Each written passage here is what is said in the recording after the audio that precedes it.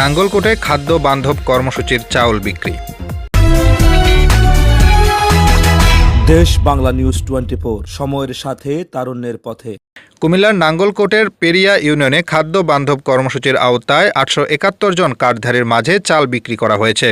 সোমবার দুপুরে পেরিয়া ইউনিয়ন পরিষদ প্রাঙ্গণে তালিকাভুক্ত পরিবারগুলোর মাঝে 15 টাকা কেজি দরে এ চাল বিক্রি করা হয়।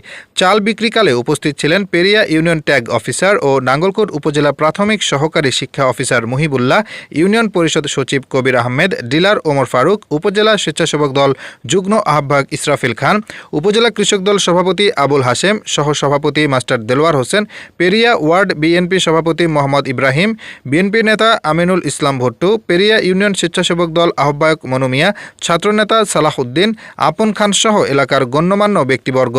আজকে 30/9/2024 সাল আজকে এখানে এই 15 টাকা কেজি চাল বিতরণ হচ্ছে। এখানে উপস্থিত আছেন আমাদের নাঙ্গলকোট থানা শিক্ষা অফিসার, সহকারী শিক্ষা অফিসার জনাব মহিবুল্লাহ স্যার উপস্থিত আছেন।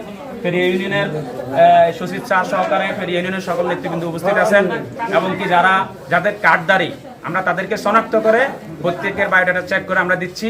ইনশাল্লাহ এখানে স্বচ্ছভাবে দেওয়ার চেষ্টা করব। আমরা কেউ যদি কোনো কার্ড ছাড়া কার্ড নিয়ে আসে বা তাদেরকে শনাক্ত করে পারতেছি না, তাদেরকে আমরা ব্যাগ দিচ্ছি। যার অরিজিনাল কার্ড উনি আসার জন্য আমরা আহ্বান জানাচ্ছি। সকল ফেরিয়ানের সবাইকে জানাচ্ছি, আপনারা যাদের নামে কার্ড আছে আপনারা তারাই আসবেন এবং তারাই চাল পাবেন। কার্ড ব্যক্তি রেখে কেউ চাল পাবেন না। ইনশাল্লাহ এটা নিশ্চিত করে আমরা কার্যক্রম চালিয়ে যাচ্ছি। সবাই দোয়া করবেন আমরা যেন স্বচ্ছভাবে আমাদের কার্যক্রম অব্যাহত রাখতে পারি। দেশ বাংলা নিউজ 24, সময়ের সাথে তারুণ্যের পথে।